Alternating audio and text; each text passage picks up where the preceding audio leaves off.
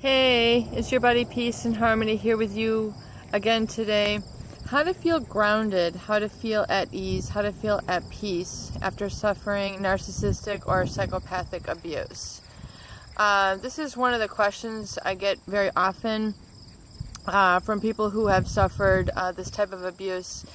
They tend to experience quite a bit of anxiety, things like post-traumatic stress syndrome, feeling uneasy, feeling trapped, feeling depressed.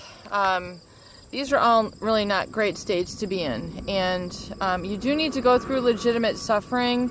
M. Scott Peck, The Road Less Traveled. You know, you do need to go through legitimate suffering in order to kind of process it and move through and get to a resolve where you're able to live on a happy foundation of life. And, you know, one of the great challenges is actually getting grounded. What does that mean? What does this term mean?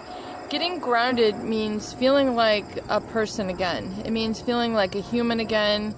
It means feeling at peace, feeling at ease, feeling centered, not worried that you are going to get thrown off or that you're going to get abused again. It's the opposite of paranoia. It's the opposite of feeling threatened and, feeling fearful that you're going to be persecuted. It is the opposite of feeling like you're being unacknowledged. It's the opposite of feeling ignored. It's a sense where you feel more at peace and a stability. And oftentimes people don't know how to do this, how to get grounded, how to feel at peace.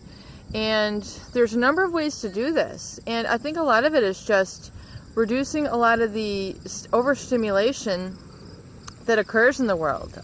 Constantly being bombarded, over-advertised too.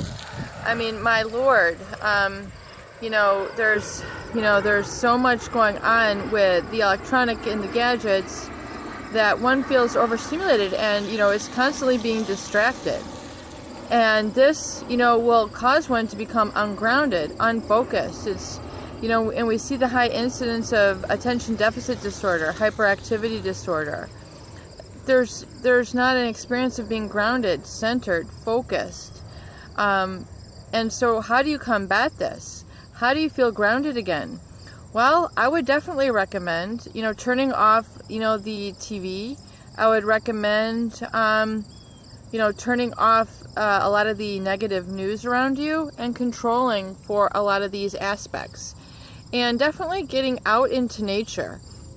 Nature has a very healing element because, there's a natural beauty to it. There's a harmony. You can see nature and beauty at work. The flight of a butterfly. The experience of a soft breeze. Kind of brings you back to your senses a little bit. And it can be very calming and a good place for you to kind of readjust your attitude and get grounded.